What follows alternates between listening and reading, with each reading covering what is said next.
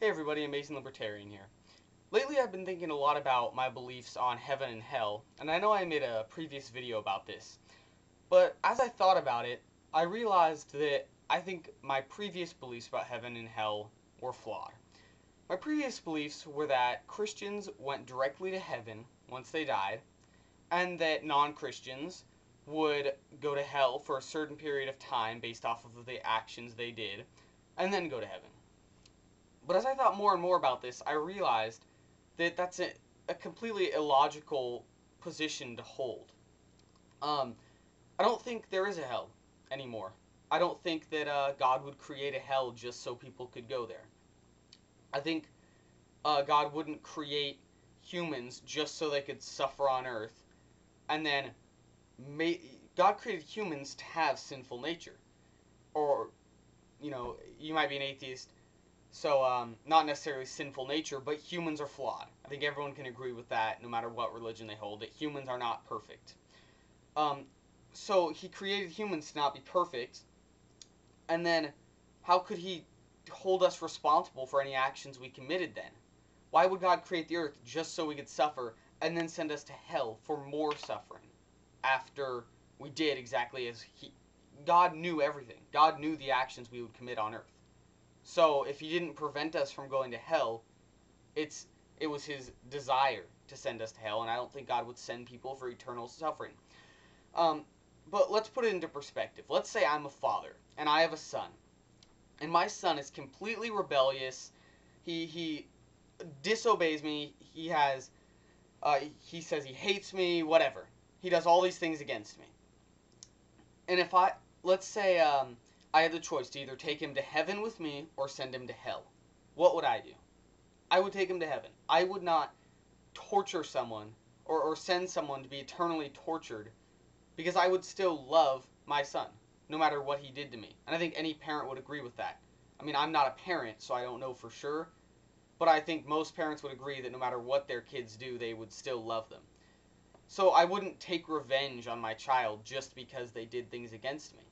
I would forgive and allow them to live in perfection and to live where there would be no more suffering and no more ways to hurt me or hurt themselves or hurt others. So I don't think, since Christians think of God as the Father and we are like His children, would God really want to send us for eternal suffering if He truly loved us? I don't think so. I don't think humans can really be held responsible for what we do, because God created us to do what we do, and God knew what we would do. Now, I think of the counter-argument to this as being, well, God created the earth, which obviously has suffering, so why wouldn't he create hell as well, which, would be suffering as well? If God could create suffering on earth, what would stop him from creating suffering in hell? And my response to that is, I can prove to you that there is suffering on earth. That's easily proven. However, you can't prove to me that there is going to be suffering in hell. No one can prove that. So, I acknowledge that God created suffering on earth that was independent of free will and had nothing to do with free will. He still created suffering and natural disasters, and I don't know why. But I can't prove hell. So, if you could prove to me that there was a hell, then I would say, okay, then I don't know why God created it. I would admit that as well, just like I would admit that I don't know why God created suffering on earth. But since you can't prove to me that there is a hell, there's no logical reason why there would be one. So until it can actually be proven, there's no reason to believe it. There's no reason to believe in an illogical position that cannot be proven. Um, like heaven, I can't prove heaven.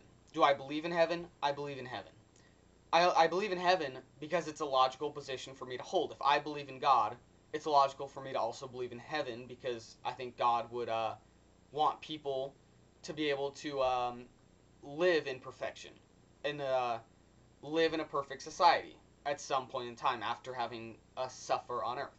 So I think if you believe in God, I think that's a logical position to hold. But I don't think it's a logical position to hold that God would send people to eternal suffering and torture.